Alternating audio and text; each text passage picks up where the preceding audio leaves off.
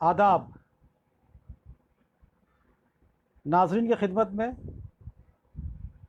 میرا نوشاد مومن کا محبت بھرا اور خلوص بھرا سلام۔ میں تحریک بقائے اردو کی پوری ٹیم کا بہت ممنون ہوں کہ انہوں نے اس خاکسار کو یہ موقع فراہم کیا کہ وہ آپ کے سامنے اور ادبی رسائل و جرائد کے حوالے سے گفتگو رکھے۔ جیسا کہ آپ بخوبی واقف ہیں کہ اس گناہگار خطاوار کو نوشاد مومن کہتے ہیں، اور پچھلی 2 دہائیوں سے ادبی صحافت کے میدان میں کچھ کر دکھانے کا حوصلہ کر رہے ہیں، اور اسی وجہ سے آج خالص علمی و ادبی جریدہ سماحی مژگاں ملک کے مٹھی بھر معیاری رسالوں میں شمار کیا جاتا ہے۔ ادبی صحافت دراصل ایک ایسا شعبہ ہے جس کا اطلاق ماہنامہ، شماہی، ادبی یا نیم ادبی رسائل و جرائد میں ہوا کرتا ہے۔ ہندوستان میں ادبی رسائل و جرائد کی بڑی سنہری تاریخ ہے۔ جہاں تک مجھے یاد آتا ہے کہ 1836 میں ماہنامہ کا اجرا ہوا تھا۔ اس رسالے کا نام تھا خیر خواہ ہند، اور وہی نقش اول قرار پاتا ہے۔ اس کے بعد 1870 میں سر سید احمد خان نے تہذیب الاخلاق کا اجرا کیا۔ ٹھیک ان کے 5 یا 6 برسوں کے بعد یعنی 1876 میں ناصر علی خان دہلوی صاحب نے 13ویں صدی کے نام سے ایک ماہنامہ، ادبی ماہنامہ شروع کیا۔ ساتھ ہی ساتھ مغربی بنگال میں بھی ادبی صحافت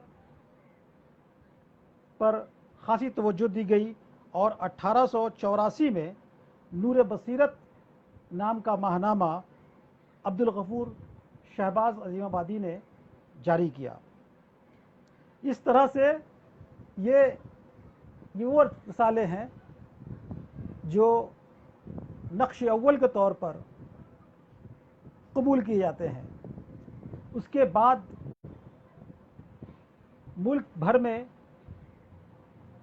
ادبی صحافت کا بالخصوص ایک ایسا چلن شروع ہوا، اور اس چلن کے زیر ماتحت ادب خاص طور سے پنپنے کا ذریعہ بنا۔ آپ کو واقف ہیں مخزن، ادبی دنیا، ساقی، دلگداز، اوراق، الفاظ، ادیب، نہ جانے کتنے رسالے نکلے جن کا کام ادیبوں اور شاعروں کی سرپرستی کرنا تھا، اور ملک میں ادب کے ماحول کو تیز رو بنانا تھا۔ گویا یہ بات کہہ سکتے ہیں کہ ادب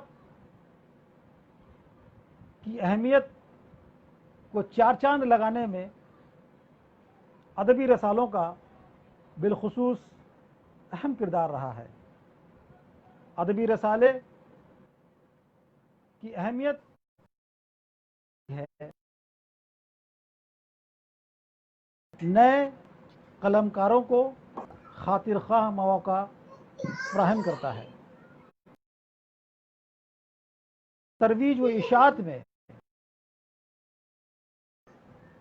گرامایا خدمات انجام دیتا ہے۔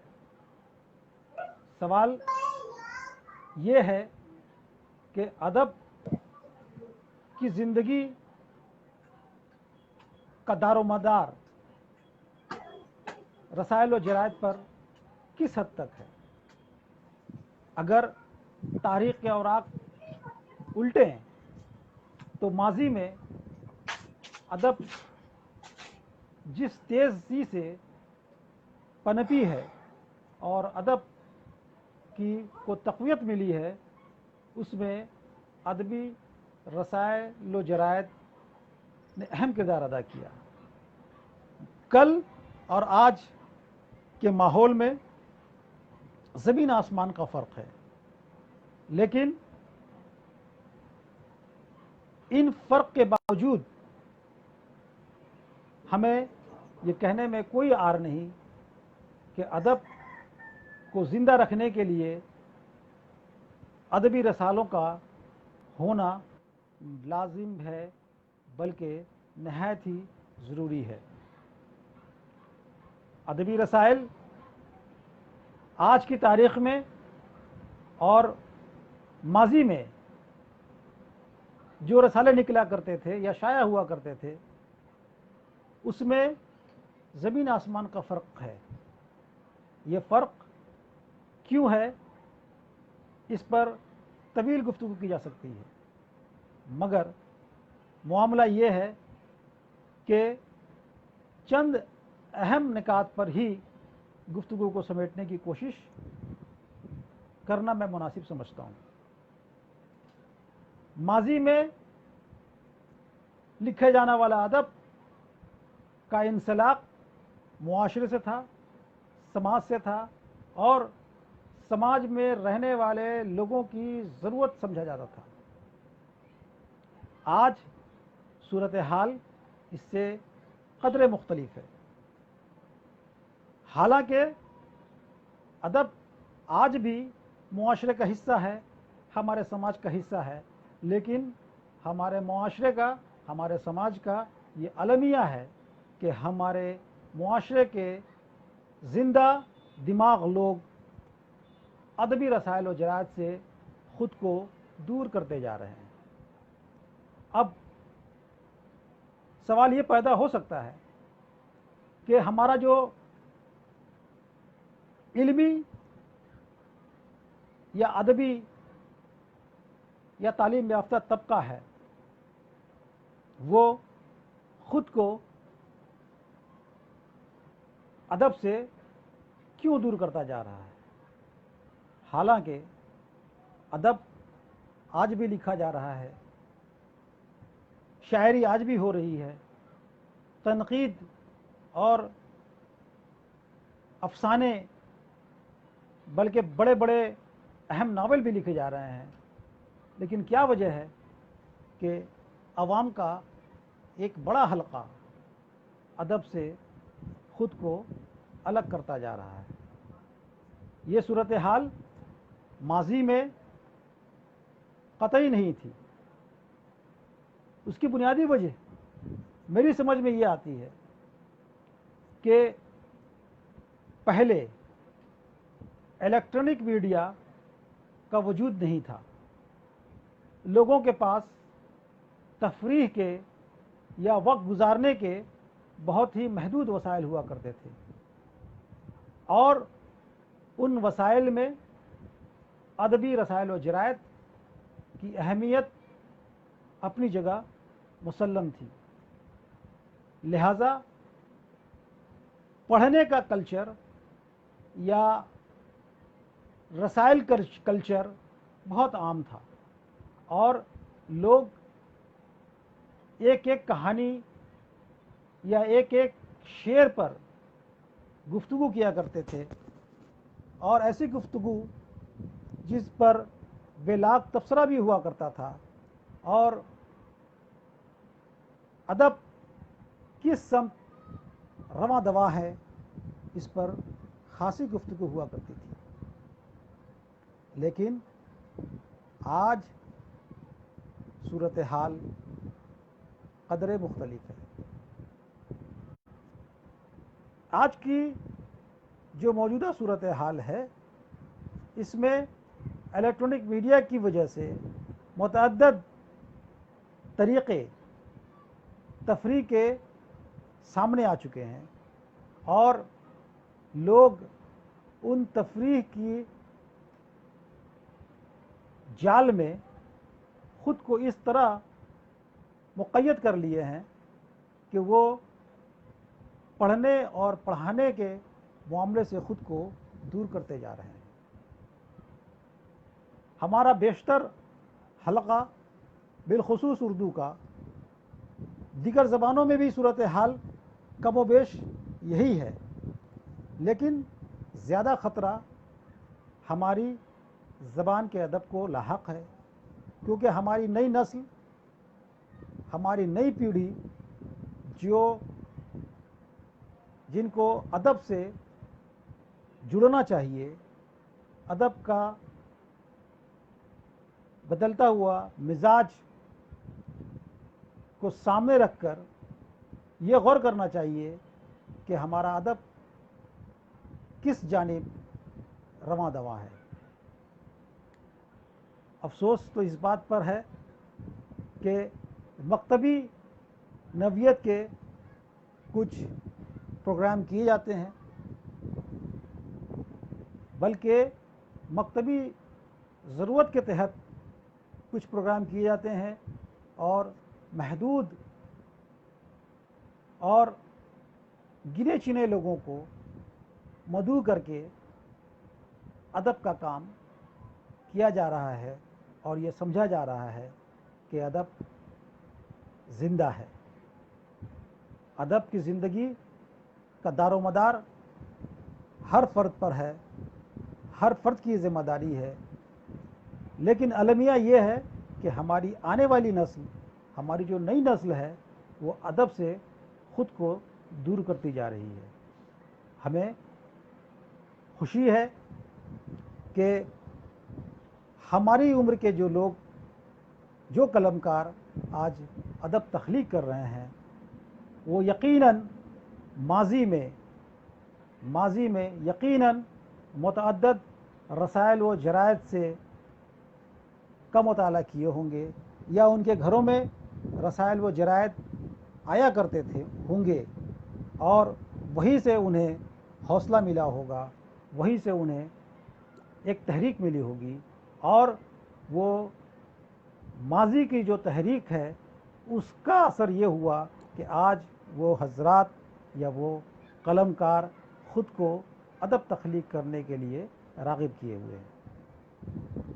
موجودہ منظرنامہ جو ادب کا ہے، یا مستقبل ہمارے ادب کا کیا ہوگا، اس کا فیصلہ کرنا چند گھنٹوں میں نہایت ہی دشوار ہے. لیکن یہ ضرور ہے کہ ادب کو زندہ رکھنے کے لیے ہمارے عصری دور میں جو قلمکار ادب لکھنے کا کام کر رہے ہیں، انہیں سنجیدہ ہونا ہوگا، بالخصوص نئی نسل کو آگے بڑھنا ہوگا، اور جو آنے والی نسل ہے ان نسلوں کو کس طرح سے ان کی ذہنی آبیاری کی جائے، انہیں کس طرح سے ادب سے جوڑا جائے، یہ کام کرنا ہوگا. اور اس کے لیے بنیادی ضرورت زبان کی ترقی اور زبان کی ترویج و اشاعت ہے. المیہ یہ ہے کہ عصر حاضر میں زبان ہی زندہ کی زندگی جو ہے، زبان، اردو زبان ہی جو ہے وہ جوجھ رہی ہے، وہ لڑ رہی ہے اپنی بقا کی لڑائی. اور جب زبان زندہ نہ رہے تو پھر اس زبان کا ادب कैसे ज़िंदा रह सकता है। ये एक ऐसा सवाल है, एक ऐसा मौजू है जिस पर बहस होती रही है, कोशिशें होती रही हैं, लेकिन मैं समझता हूँ कि ज़मीनी सतह पर जो काम करना चाहिए वो काम संजीदगी से नहीं किया जा रहा है। हालांकि मैं हिंदुस्तान के तनाजुर में ही गुफ्तगू करूँगा। हिंदुस्तान भर में जितनी रियासतें हैं, उन रियासतों में चंद ही रियासतें ऐसी हैं जहाँ पर उर्दू ज़बान अपना काम बखूबी अंजाम दे रही है, जहाँ के अदबा, शोरा, इल्मी हल्का और संजीदा तबीयत के लोग ज़बान को ज़िंदा रखने में नहायत ही संजीदगी से कोशां हैं। उनमें महाराष्ट्र, कश्मीर, जम्मू कश्मीर, कर्नाटका, बिहार और बंगाल ऐसी रियासतें हैं जहाँ पर आज भी संजीदा रवि से काम किया जा रहा है। लेकिन इस अमल में हमें मज़ीद तेज़ी लाने की ज़रूरत है और ख़ास तौर से एक प्लान के तहत ज़बान को ज़िंदा रखने के लिए ज़बान पर ज़्यादा ज़ोर देने की ज़रूरत है। और जो बच्चे तालीम हासिल कर रहे हैं,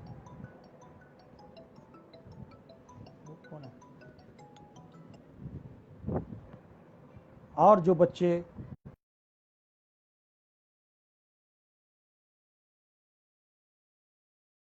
को मयारी बनाने की ज़रूरत होगी, उर्दू को दिलचस्प बनाने की ज़रूरत है और उर्दू को राब्ते की ज़बान बनाने की सख्त ज़रूरत है।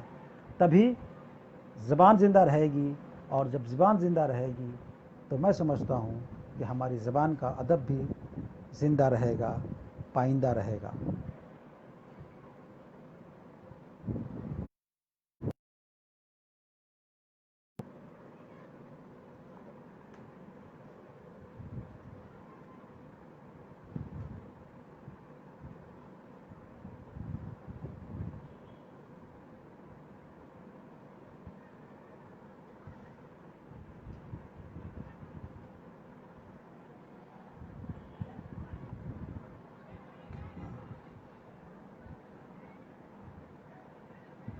हैडी के नाम को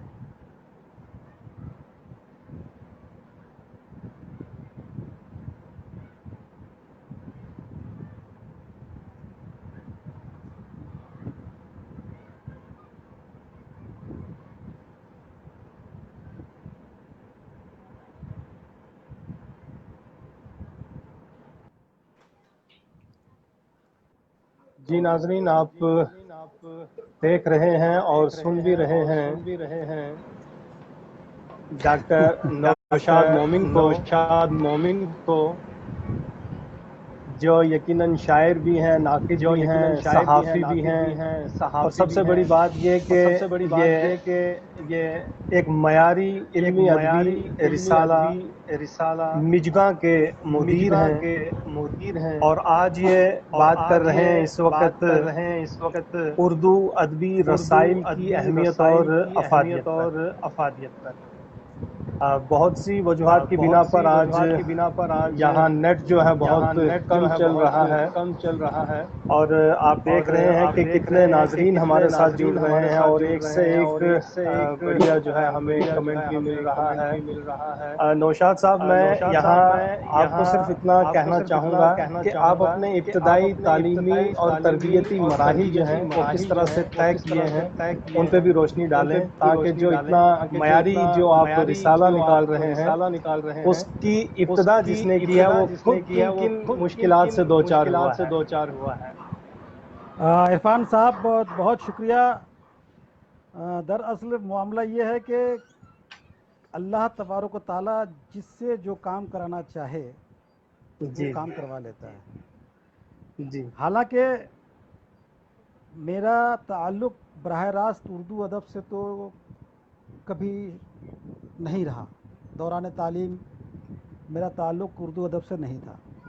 जी, मैं कॉमर्स का तालिब इल्म रहा اور میری خواہش یہ تھی کہ کامرس کے ذریعے ہی کوئی ملازمت حاصل کی جائے، جی اور یہ کوشش ہماری رہی۔ ہمارا تعلیمی دور جو ہے، ابتدائی دور ہاوڑہ کے ایک ہائی اسکول سے شروع ہوا۔ پھر ہم 1977 میں کلکتہ آئے اور کلکتے میں پارک سرکس ہائی اسکول میں داخلہ لیا، پھر اسلامیہ ہائی اسکول میں 1 سال کے بعد داخلہ لیا، اور وہاں سے میں نے مدھیمک کا ایگزام پاس کیا۔ بعد ازاں محمد جان ہائر سیکنڈری اسکول میں بھی 11ویں اور 12ویں میں داخلہ لے کر وہاں سے میں نے کامرس میں ہی کامیابی حاصل کی۔ پھر کلکتے کے سریندر ناتھ کالج میں BCom آنرس کے لیے میں نے داخلہ لیا۔ ان درمیان لکھنے اور پڑھنے کا شوق، چونکہ گھر کا ایک ماحول تھا کہ میرے والد محترم کچھ رسائل و جرائد خرید کے لایا کرتے تھے، اور ان رسائل و جرائد کا مطالعہ کرنا ہمارا بھی ایک حصہ بن گیا تھا، اور ان رسالوں کو پڑھ کر یہ احساس ہوتا رہا کہ کیا ایسا نہیں ہو سکتا کہ کل ہماری چیزیں بھی ایسے رسالوں میں شائع ہوں۔ اور اس طرح سے جب میں BCom میں تعلیم حاصل کر رہا تھا، اس وقت میں نے لکھنا شروع کیا، اور آپ کو یہ جان کر حیرت ہوگی کہ میرا آغاز جو تھا وہ طنز و مزاح کے حوالے سے ہوا، اور میری پہلی تخلیق جو کہ کلکتے کے اخبار میں نثری تخلیق جو ہے وہ شائع ہوئی۔ اس کا عنوان تھا بیکار کا کاروبار۔ اس کے بعد بیوی اور بینک کے نام سے ایک مزاحیہ مضمون شائع ہوا، اور یہ اس طرح یہ سلسلہ چلتا رہا۔ لیکن جہاں تک شاعری کی بات ہے تو شاعری کا معاملہ یہ پیش آیا کہ میری پہلی تخلیق 1992 میں شائع ہوئی، اور وہ تخلیق ایک آزاد نظم یا نثری نظم کہہ سکتے ہیں، وہ نثری نظم تھی، اور وہ نظم جو شائع ہوئی تھی وہ بلیڈز، ہفت روزہ بلیڈز جو بمبئی سے شائع ہوا کرتا تھا، اس زمانے میں اس کے مدیر مجھے یاد ہے ہارون رشید علی ہوا کرتے تھے اس زمانے میں، ان کی ادارت میں وہ شائع ہوا کرتا تھا۔ اور میری پہلی تخلیق جو ہے فساد کے عنوان سے ایک نظم شائع ہوئی تھی، جبکہ جو 1992 میں بمبئی میں جس طرح کا ظلم مسلمانوں پر ہوا تھا، پولیس نے جس طرح سے جبر کیا تھا، اس کی رپورٹنگ آ رہی تھی اخباروں میں، اور اسی سے متاثر ہو کر میں نے وہ ایک نظم لکھی تھی۔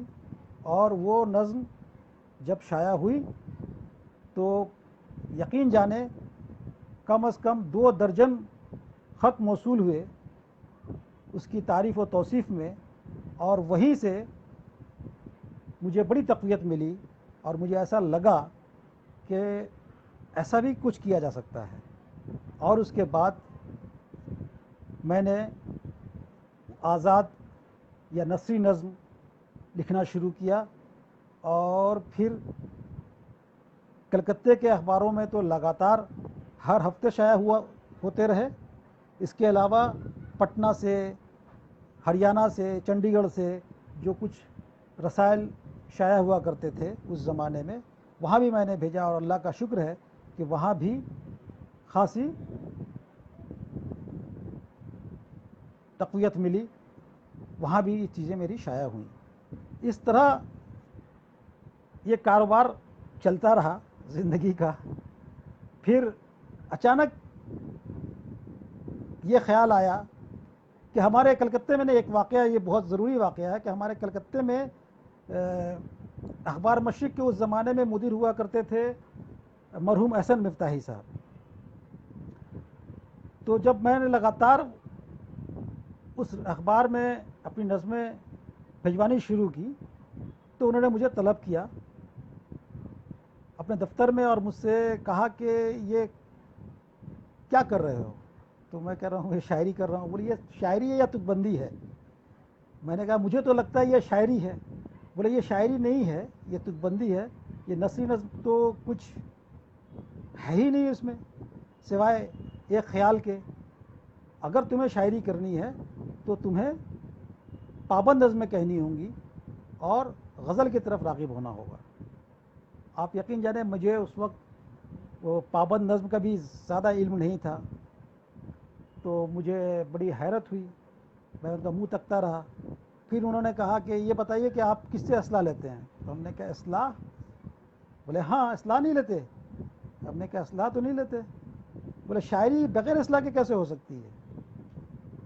تو جائیے میاں آپ غزلیں کہیے اور پابند نظمیں کہیے اور کسی اچھے استاد کو پکڑیے جس سے شاعری کے آپ گر سیکھیں. آپ کے اندر صلاحیت ہے، آپ کی سوچ اچھی ہے، آپ شاعری کر سکتے ہیں بشرطے کہ آپ کو ایک اچھا استاد ملے. تو اس زمانے میں میرے ایک دوست ہوا کرتے تھے مشتاق ہاشمی صاحب. ان کے استاد تھے ہمارے کلکتے کے بڑے نامور اور اکلوتے طنز و مزاح کے شاعر مرحوم بازق بہاری.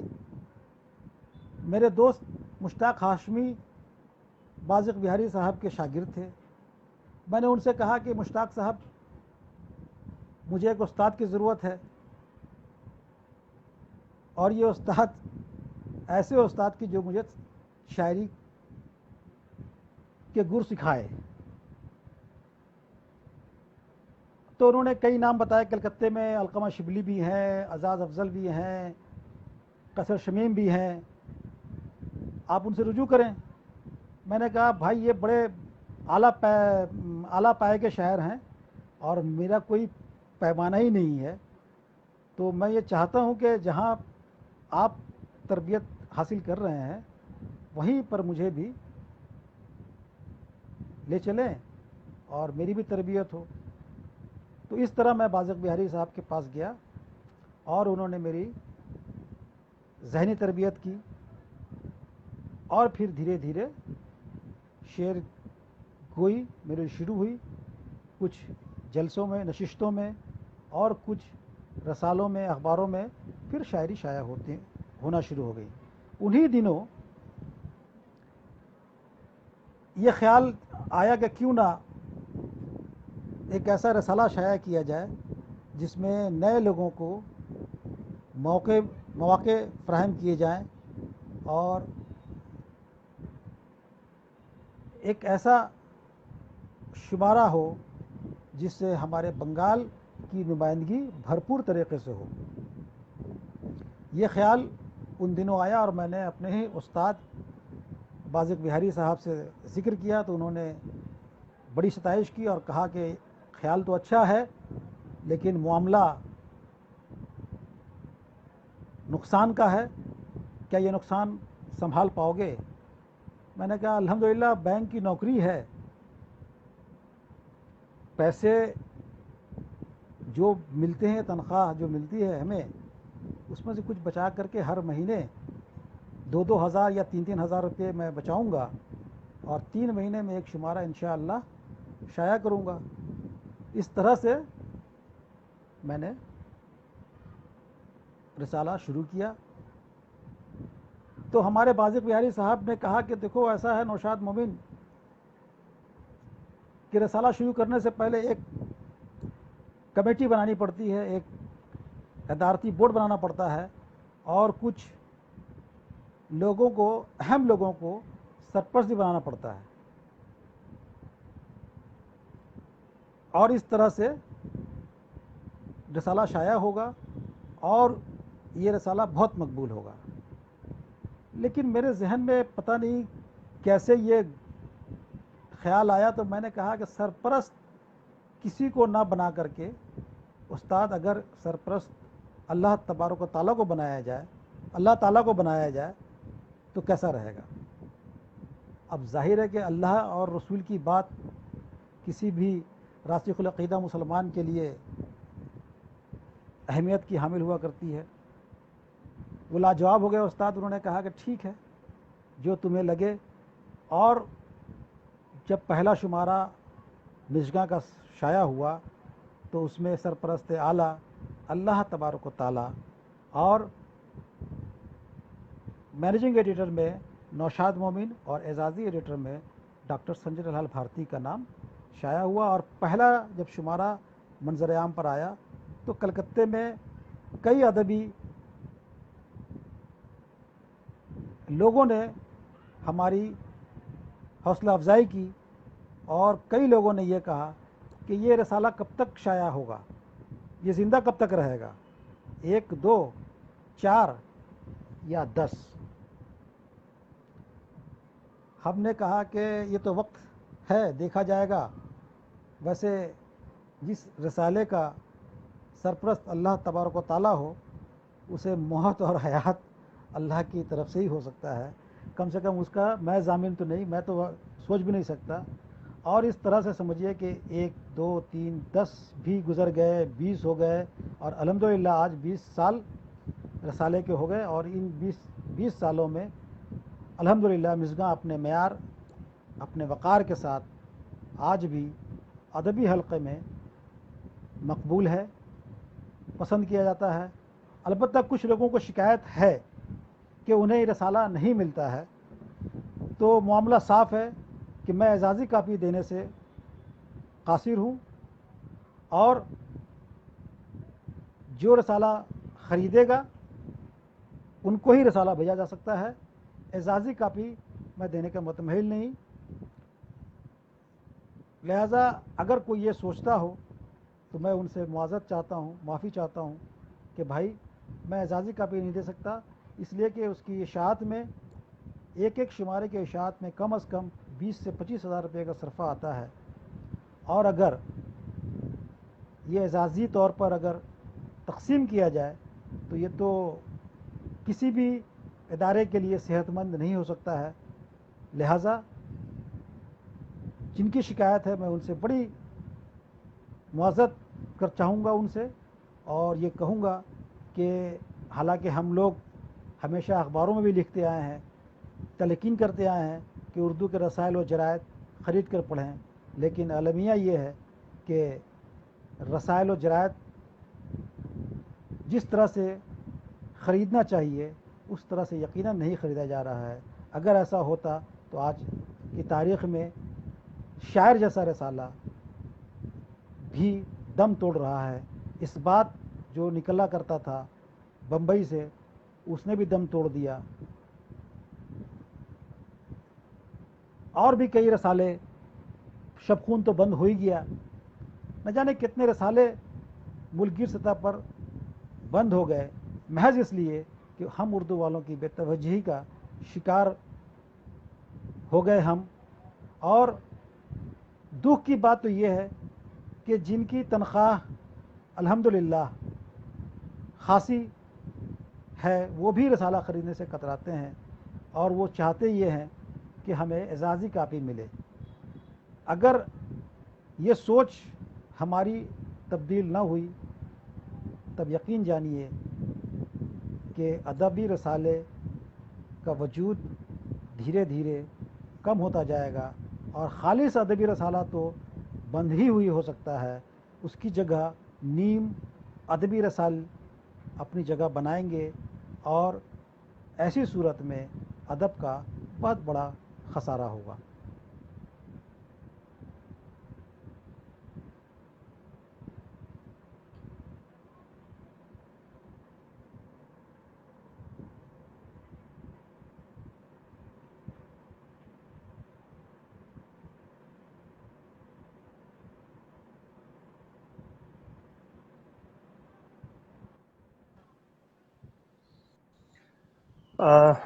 جی رہے ہیں، جو بیان کر رہے ہیں، وہ انتہائی معیاری اور اہم باتیں ہیں، اس میں کوئی شک نہیں ہے، اور زمین سے جڑی ہوئی باتیں، سچائی والی باتیں، یہ سننا نہ صرف ہمارے لیے بلکہ تمام ناظرین کے لیے بہت اہم ہے۔ رسائل، جرائد، اخبارات اور کس طرح سے آج ان کا معیار جو ہے گھٹتا جا رہا ہے، پہلے کیا تھا اور آج کیا ہے، یعنی ہمارا کل، آج اور آنے والا کل جو ہے، ان تمام تر چیزوں کو مد نظر رکھتے ہوئے آپ انتہائی معیاری گفتگو کر رہے ہیں۔ میں چاہوں گا کہ کیونکہ آپ نے نظمیں بھی کہی ہیں، غزلیں بھی کہی ہیں، تو اگر اس موقع پہ کیونکہ اگر ہو جائے آپ کی وساطت سے آپ کا کلام، اور بالخصوص یہاں ہمارے ناظرین میں سے بہت سے لوگوں نے مجگاں کے حوالے سے بات پوچھی ہے کہ اس کا معیار، مطلب اس کے اندر کنٹینٹ جو ہے، جو فہرست ہوتی ہے، آپ اس میں کیا کیا رکھتے ہیں؟ مطلب غزل ہے یا نظمیں ہیں، اگر نثر ہے تو کس طرح کی ہے؟ یعنی آپ کے سٹینڈرڈ کا کیا، آپ کے معیار کا کیا وہاں اعتبار ہے؟ کس طرح کی چیزیں جو ہیں آپ مجگاں میں رکھتے ہیں؟ یہ صوفیہ شیرین صاحبہ کا اور بہت سارے دوسرے جو ہمارے ناظرین ہیں انہوں نے یہ سوال اٹھائے ہیں کہ آپ اپنی جو مجگاں کے حوالے سے فہرست ہے، جو اس کے اندر مواد ہوتا ہے، اس پہ بھی روشنی ڈالیں کہ آپ کس طرح کا مواد لیتے ہیں، کیا چیز دیکھتے ہیں؟ ترقی پسندی دیکھتے ہیں، جدیدیت دیکھتے ہیں، ماں با جدیدیت دیکھ رہے ہیں، یا رومانیت دیکھ رہے ہیں؟ کس چیز کو آپ اہمیت دیتے ہیں؟ دیکھیے، ادب کا جو معاملہ ہے عرفان جی صاحب، ادب کا سب سے بڑا المیہ یہ ہے کہ ہم لوگوں نے جس طرح مسلمانوں کو مختلف مسلکوں میں گھیر کر تقسیم کیا گیا ہے، اسی طرح ادب کو بھی جی مختلف تحریکوں کا نام دے کر کے اور جی ایک دوسرے کو نیچا دکھانے کی کوشش کی گئی ہے۔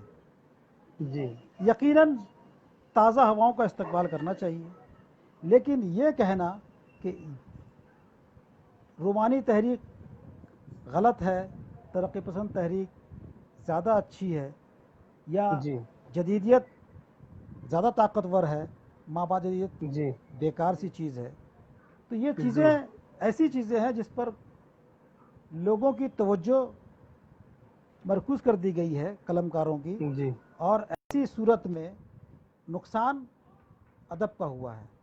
ادب ایک ایسی چیز ہے جو کریٹیوٹی ہے، وہ سوچ کر کے نہیں تخلیق کیے جا سکتی۔ ادب کی تخلیق سوچ کر نہیں ہو سکتا۔ یہ ایک ایسا لمحہ ہے کہ جب تخلیق ہو جاتا ہے، تخلیق کا عمل شروع ہوتا ہے، اور کبھی کبھی تو ایسا ہوتا ہے کہ ایک ایک شعر، ایک غزل مکمل نہیں ہوتی ہے، اور کبھی کبھی ایسا لمحہ ہوتا ہے کہ ایک ایک گھنٹے میں 2-4 غزلیں بھی ہو جاتی ہیں۔ تو یہ ایک الگ معاملہ ہے۔ میں مژگاں کا جو اصول ہے، مژگاں کا جو سرنامہ ہے، ہمارے عصری ادب اور نئی نسل کا ترجمان، یہ ہمارا موٹو ہے، اور اس کے تحت ہمارے مختلف کالم ہیں۔ ایک شعور و ادراک کا کالم ہے جس میں تحقیقی و تنقیدی مضامین ہم شامل کرتے ہیں، خاص طور سے شعور و ادراک کے عنوان سے تحقیق یا تنقید کے جو مضامین ہیں وہ شامل کیے جاتے ہیں۔ اس کے بعد ہمارا ایک کالم ہے فکر و آہنگ کا۔ فکر و آہنگ میں نظمیں کو جگہ دی جاتی ہے۔ اس کے بعد نیا قلم، نئی تحریریں، یہ ایک کالم ہے۔ آج ہم لوگوں نے تقریباً 15 سال پہلے ہم لوگوں نے یہ شروع کیا تھا کالم، نیا قلم نئی تحریریں۔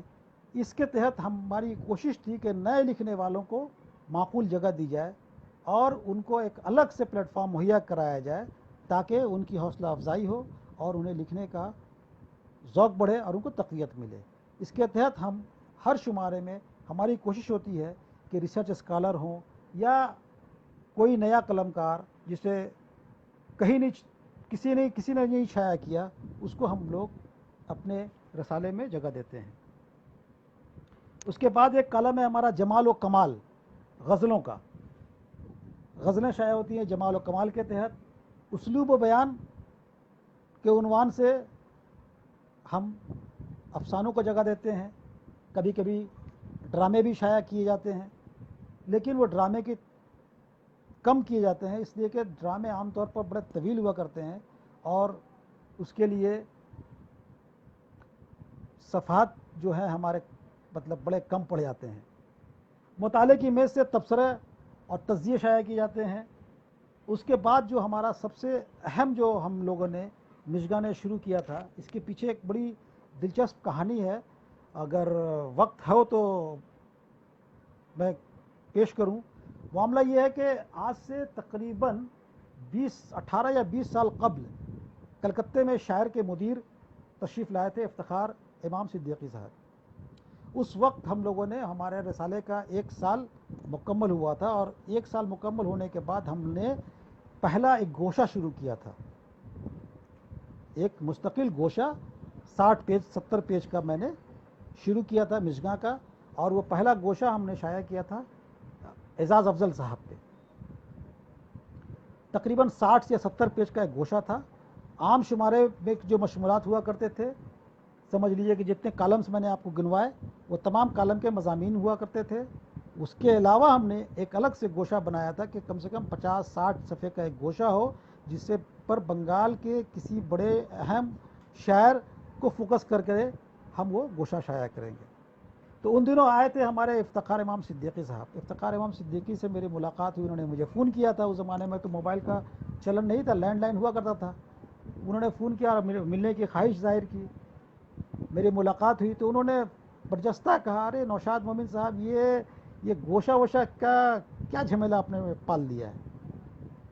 یہ تو میں سمجھتا ہوں کہ مناسب نہیں ہے۔ میں نے کہا کہ دراصل معاملہ یہ نہیں ہے سر، آپ تو رہتے ہیں بمبئی میں، اور بنگال کے جو ہمارے اہم قلمکار ہیں، یا علاقائی سطح پر کہہ لیجئے جو ہمارے اہم قلمکار ہیں، ان کو خاطر خواہ مواقع یا جاننے کا موقع نہیں ملتا ہے ملک گیر سطح پر۔ تب ہم نے یہ سوچا ہے کہ بنگال کے جتنے اہم شعراء و ادباء ہیں ان پر ایک گوشہ نکال کر پورے ہندوستان میں یہ رسالہ پہنچے اور لوگوں کو معلوم ہو کہ بھائی کیا کیا چیزیں، کیا کیا خصوصیات ہیں، کیا کیا چیزیں ہیں، اس سے لوگوں کو جاننے کا آدان پردان کا موقع ملے گا۔ تو انہوں نے بہرحال سخت دلی سے ہی قبول کیا، لیکن ہم نے اپنا وہ جو سلسلہ تھا، جو ہماری سوچ تھی، ہم نے وہ جاری رکھا۔ ہم نے اس کے بعد علقمہ شبلی پہ، کیسر شمیم پہ، نصر غزالی پہ، فیروز عابد پہ، ظہیر انور پہ، نہ جانے جتنے بھی ہمارے اہم جو قلمکار تھے بنگال کے، ان پر ہم نے گوشہ شائع کیا۔ اور بعد میں یہ پتہ چلا کہ یہ گوشے کا جو کنسپٹ ہے شاعر نے بھی شروع کیا۔ تب میری بات ہوئی ان سے تو انہوں نے کہا، نوشاد صاحب، اس وقت میں نے آپ کو غلط مشورہ دیا تھا، آج مجھے لگتا ہے کہ آپ کا مشورہ بالکل صحیح ہے۔ اس سے 2 فائدے ہوتے ہیں، ایک تو ہمیں کچھ مالی فائدہ بھی ہو جاتا ہے، اور دوسرا فائدہ یہ ہوتا ہے کہ ایک شاعر یا ایک ادیب کو بھرپور طریقے سے جاننے کا موقع ملتا ہے۔ تو بہرحال یہ معاملہ تھا، یہ واقعہ تھا جو کہ میں سمجھتا ہوں کہ آپ کو پتہ یا قارئین کو بتانا یا ناظرین کو بتانا ضروری تھا۔ تو اس طرح سے ہمارا کام شروع ہوا، اور اب تو الحمدللہ اسلم جمشید پوری صاحب کا بھی میں نے گوشہ شائع کیا۔ کرناٹک کے جو ہمارے چیئرمین ہوئے تھے اردو اکیڈمی کا، جس زمانے میں حافظ کرناٹکی، جس زمانے میں میں نے ان کا گوشہ شائع کیا، اس زمانے میں کئی لوگوں نے ہم سے یہ سوال کیا کہ یہ حافظ کرناٹکی صاحب کون ہیں؟ میں نے کہا بھائی بچوں کے بڑے اہم ادیب ہیں اور بڑے کام کیے ہیں۔ لوگوں نے پڑھا تو بڑی تعریف کی، اور بعد یہ پتہ چلا کہ وہ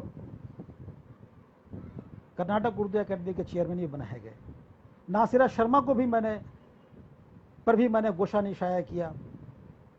تو اس طرح کہنے کی بات یہ کہ متعدد لوگوں پر میں نے کام کیے ہیں، کوشش کی ہے کہ بھائی انصاف کیا جائے۔ ہاں کہیں کہیں ایسا لگ سکتا ہے لوگوں کو کہ بھائی چونکہ میں بھی ایک بشر ہوں، میری بھی کچھ کمزوری رہ سکتی ہے، کہیں کہیں ڈنڈی میں نے بھی ماری ہے، لیکن وہ ڈنڈی ایسی نہیں ماری ہے جہاں انصاف رو پڑے۔ انصاف کا دامن بچا کر کے میں نے ڈنڈی ماری ہے، اور کوشش یہ کی ہے کہ ادب، سنجیدہ ادب پڑھنے والوں کو ایک ایسا شمارہ ملے جو جسے پڑھ کر انہیں تسکین ہو، انہیں اطمینان ہو، انہیں خوشی ہو.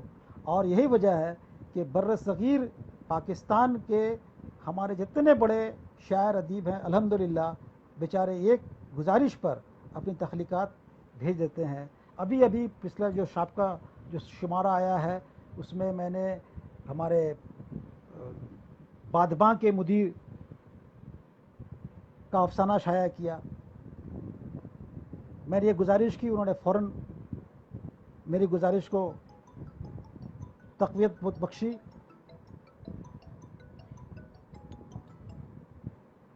تو بہرحال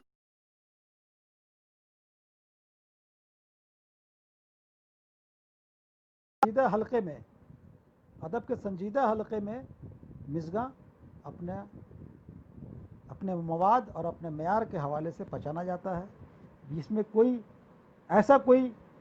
میں نے کام نہیں کیا جس سے میں یہ کہہ دوں کہ سب سے اچھا، سب سے بلند رسالہ ہے. میں یہ قطعی نہیں کہتا. رسالے آتے ہیں، رسالے جاتے ہیں.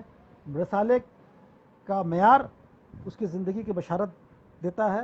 اور میں سمجھتا ہوں کہ اگر آج مژگاں اگر کسی خانے میں ہے تو وہ اپنے مشمولات کی وجہ سے ہے، اپنے معیار کی وجہ سے ہے. اور ہماری یہ کوشش ہوتی ہے کہ ہم ایمانداری سے کام کریں اور ایسے پیش کریں جس کو دیکھ کر یا پڑھ کر کم سے کم واہ نہ نکلے تو آہ بھی نہ نکلے. تو یہ معاملہ ہے. بہرحال عرفان صاحب کا حکم ہے کہ کچھ شاعری بھی ہو جائے.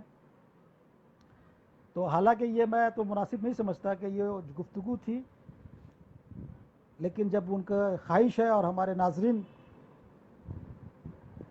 چاہتے ہیں تو ایک غزل کا مطلع سماعت فرمائے. عرض کیا ہے کہ ظالم سے نہیں ڈرتے، ظالم سے نہیں ڈرتے، مظلوم نہیں ہوتے. ظالم سے نہیں ڈرتے، مظلوم نہیں ہوتے. مومن کی صفت یہ ہے، محکوم نہیں ہوتے. مومن کی صفت یہ ہے، محکوم نہیں ہوتے. ظالم سے نہیں ڈرتے، مظلوم نہیں ہوتے. مومن کی صفت یہ ہے، محکوم نہیں ہوتے. اور ہے خون جگر شامل اس ملک کی مٹی میں، ہے خون جگر شامل اس ملک کی مٹی میں. بس نام میرے اس سے موسوم نہیں ہوتے، بس نام میرے اس سے موسوم نہیں ہوتے. اور جب چوٹ سی لگتی ہے محسوس یہ ہوتا ہے، جب چوٹ سی لگتی ہے محسوس یہ ہوتا ہے. تم پاس کھڑے میرے معلوم نہیں ہوتے، تم پاس کھڑے میرے معلوم نہیں ہوتے. اور شعر یہ ہے کہ وہ جبر تمہارا تھا یہ صبر ہمارا ہے، وہ جبر تمہارا تھا یہ صبر ہمارا ہے. اس طور بھی جیتے ہیں مغموم نہیں ہوتے، اس طور بھی جیتے ہیں مغموم نہیں ہوتے. اور غزلوں میں بیاں کر دی دنیا کی سبھی باتیں، غزلوں میں بیاں کر دی دنیا کی سبھی باتیں. احوال میرے لیکن منظوم نہیں ہوتے، احوال میرے لیکن منظوم نہیں ہوتے. اور دھوکہ نہ کبھی کھاتے مومن جو سمجھ جاتے، دھوکہ نہ کبھی کھاتے مومن جو سمجھ جاتے. معصوم سے چہرے بھی معصوم نہیں ہوتے، معصوم سے چہرے بھی معصوم نہیں ہوتے. ظالم سے نہیں ڈرتے، مظلوم نہیں ہوتے. مومن کی صفت یہ ہے، محکوم نہیں ہوتے. بہت شکریہ، بہت شکریہ.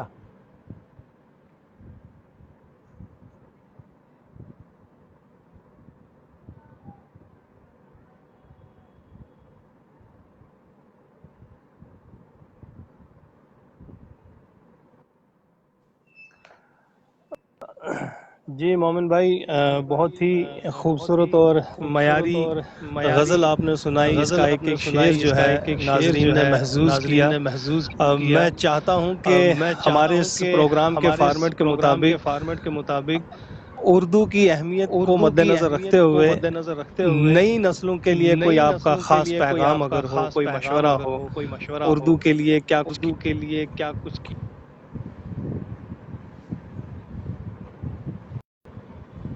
دیکھیے، نئی نسل پر سارا دار و مدار ادب کا زبان کا ہے. نئی نسل کی ذمہ داری ہے کہ آنے والی نسل، اب ان کی جو آنے والی جو نسل ہے، بچوں میں اسکولوں کی سطح پر، زمینی سطح پر اردو کو مقبول کرنا، زبان سے دلچسپی پیدا کرنا، تاکہ زبان وہ سیکھیں، زبان کو سمجھیں، تبھی ادب باقی رہے گا. جیسا کہ میں نے پہلے کہا تھا، زبان کو تقویت بخشنے کے لیے زمینی سطح پر کام کرنے کی ضرورت ہے، اور یہ کام نئی نسل کے ساتھ تو ہے ہی، ہم عصروں کی بھی ذمہ داری ہے، اور جو دوسرے احباب ہیں، جو خاص طور سے اساتذہ کرام کی بھی ذمہ داری ہے کہ وہ زبان کے تئیں بچوں میں دلچسپی پیدا کرے. زبان باقی رہے گی تو سب باقی رہے گا. آپ ہندوستان کی تاریخ سے بخوبی واقف ہیں. فارسی ہندوستان کی زبان رہ چکی، سنسکرت ہندوستان کی زبان رہ چکی، پالی زبان ہندوستان کی زبان رہ چکی، لیکن دھیرے دھیرے سب اپنا وجود کھوتا گیا. لیکن اردو باقی ہے صرف اس لیے کہ اردو کی ہزار دشمنی کے باوجود، ہزار عصبیت کے باوجود، اردو میں ایک ایسی مٹھاس ہے جس کی کشش دوسری زبان والے بخوبی سمجھتے ہیں، اور اس کا ہمیں فائدہ اٹھانے کی ضرورت ہے. اور ہم جو کہ محافظ کہے جاتے ہیں یا کہلانے کے حقدار بنتے ہیں، ہماری یہ ذمہ داری ہے کہ اردو کی بقا، اردو کی زندگی کس طرح بخشی جائے، کس طرح اس کو زندہ رکھا جائے. اس کے لیے ہمیں کوشاں ہونا ہوگا، اور یہ کوشش ہمیں اسکول کی سطح پر خاص طور سے اساتذہ کو کرنا ہوگی. ہمارے زمینی سطح پر ہمارے اپنے گھروں میں بچوں کو راغب کرنا ہوگا، جو کہ آج کی تاریخ میں ہمارا ذہن جو ہے کہ دیگر زبانوں پر، خاص طور سے انگریزی کی طرف راغب ہو چکا ہے. پڑھے کوئی زبان کسی کی دشمن نہیں ہو سکتی. زبان دوسری زبان پڑھے، جس زبان میں تعلیم حاصل کرنا چاہے کرے، لیکن ساتھ میں اردو بھی پڑھے. اور یہ ساتھ والا جو معاملہ اگر ابھی سے رہے گا تو میں سمجھتا ہوں یہی ساتھ آئندہ بھی ان کے رہ جائے گا، اور آگے اردو سے وہ دلچسپی ان کی برقرار رہے گی. ہو سکتا ہے وہ اردو میں بھی کچھ کریں، اور یہی ذمہ داری ہے، وقت کا تقاضا ہے. اور میں سمجھتا ہوں کہ ہندوستان میں ہر علاقے میں نئی نسل یہ کرنا چاہ رہی ہے، کوشش کر رہی ہے، لیکن اس میں جو کہ ایک سنجیدگی کی ضرورت ہے، وہ سنجیدہ پن ابھی نہیں آیا ہے. اور میں سمجھتا ہوں کہ جس وقت سنجیدگی آ جائے گی، اس وقت ہمیں زبان پر رونے اور دھونے کی ضرورت نہیں ہوگی، بلکہ ہماری زبان ایسی زبان ہے جس کے اندر دوسری زبان کے لوگوں کو یا دوسری زبانوں کو کھینچنے کی بھرپور صلاحیت رکھتی ہے. اور یہی سبب ہے کہ آج تمام تر دشواریوں کے باوجود اردو باقی ہے، اور انشاءاللہ باقی رہے گی. لیکن اس کے لیے ہمیں اپنا فرض، ہمیں اپنا کام کیے جاتا ہوگا. اور میں سمجھتا ہوں کہ ہم، آپ اور بھی جو لوگ ہیں جو بھی اردو سے دلچسپی رکھتے ہیں، وہ لوگ اپنا کام کر رہے ہیں. بس اس کے لیے سنجیدہ ہونا لازمی ہے، کیونکہ سنجیدگی ہی کامیابی کی ضامن ہوا کرتی ہے. بہت بہت شکریہ.